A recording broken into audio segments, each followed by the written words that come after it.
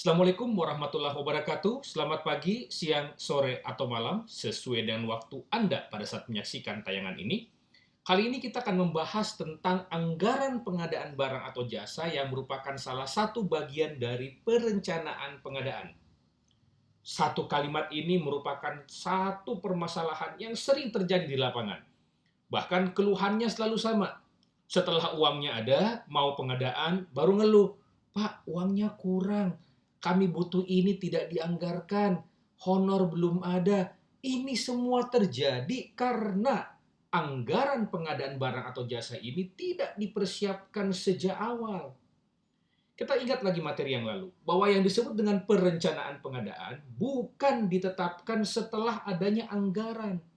Perencanaan pengadaan disusun bersamaan dengan penyusunan RKA, Rencana Kerja dan Anggaran Kementerian, Lembaga maupun OPD, Organisasi Perangkat Daerah, bukan setelah ada DIPA atau DPA.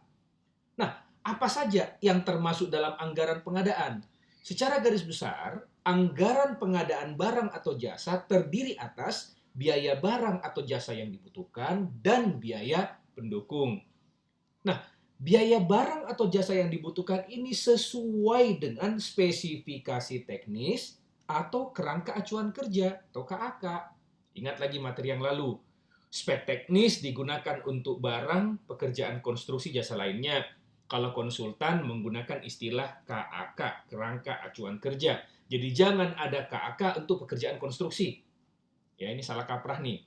Di aturan ini yang baru Perpres 16 2018, spek teknis dan kerangka acuan kerja. Apa yang ada dalam spek teknis inilah yang dituangkan di dalam anggaran. Contoh, harga barang, kemudian biaya pengiriman, kalau perlu ada biaya pengiriman, hitung.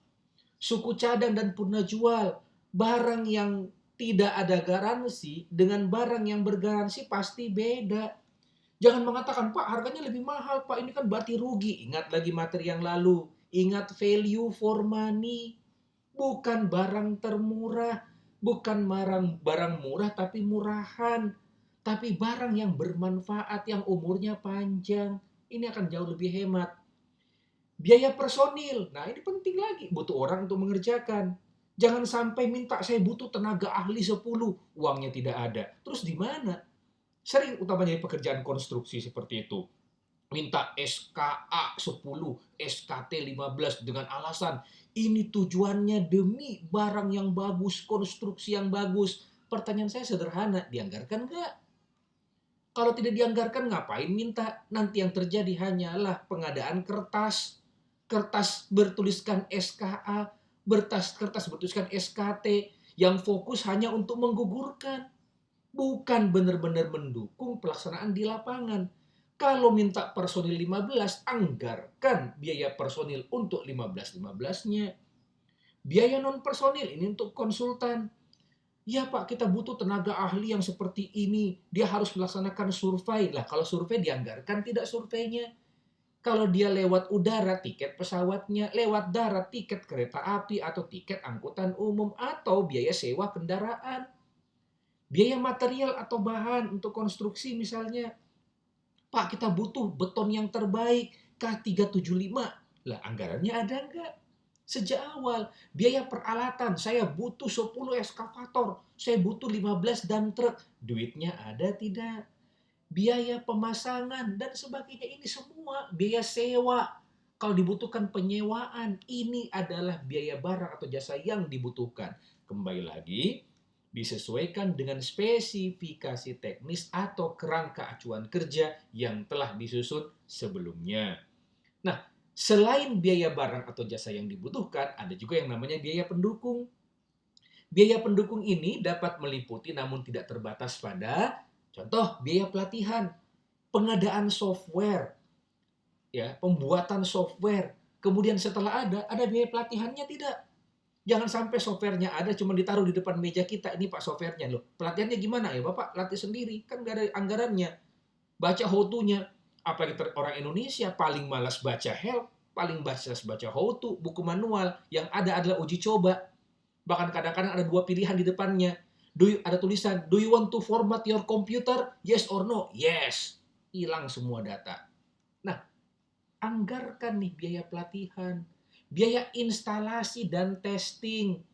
Kalau kita ada pengadaan sistem, apakah ini langsung ada begitu saja? Kan tidak, butuh waktu.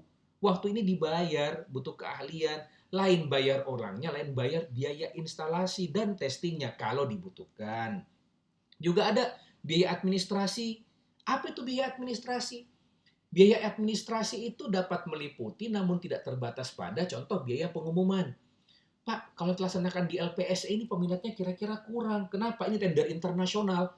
Kita harus masukkan di website-website internasional. Tapi ada biayanya, anggarkan. Biaya survei lapangan, hati-hati. Saya mau bangun gedung, gedungnya ada di tengah hutan.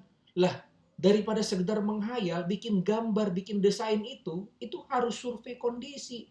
Jangan sampai tanahnya miring 30 derajat, gambarnya rata. Tidak ada nanti ribut di masalah land clearingnya, pemotongan lahan, dan seterusnya. Survei. Biaya survei pasar untuk menghitung HPS, menghitung harga real.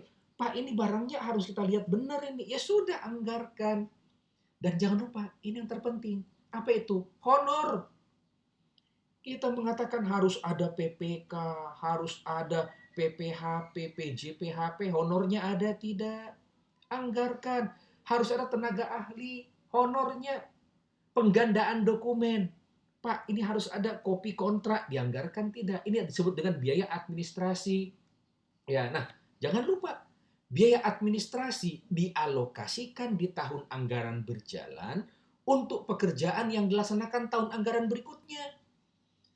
Kenapa? Loh, jangan lupa. Kita anggarkan di 2021 untuk pekerjaan di 2022. Supaya apa? Untuk pekerjaan yang dilaksanakan di tahun anggaran 2022, kan persiapannya 2021. Surveinya di 2021. Berarti kita sudah harus anggarkan tahun 2020. Pengadaan itu bukan hal yang singkat. Kita harus berpikir 2, 3 tahun, 5 tahun, 10 tahun ke depan. Inilah filosofi daripada perencanaan. Pengadaan bukanlah kegiatan yang mengada-ada. Ingat, kegagalan dalam merencanakan berarti merencanakan kegagalan. Biaya lainnya contohnya apa? Biaya pendapat ahli hukum kontra untuk pekerjaan-pekerjaan yang kompleks di atas 100 miliar misalnya. Contohnya, itu biaya pendapat ahli hukum kontrak. Ya, biaya uji coba, biaya sewa, biaya rapat, dan atau biaya komunikasi. Inilah yang disebut dengan biaya-biaya lainnya.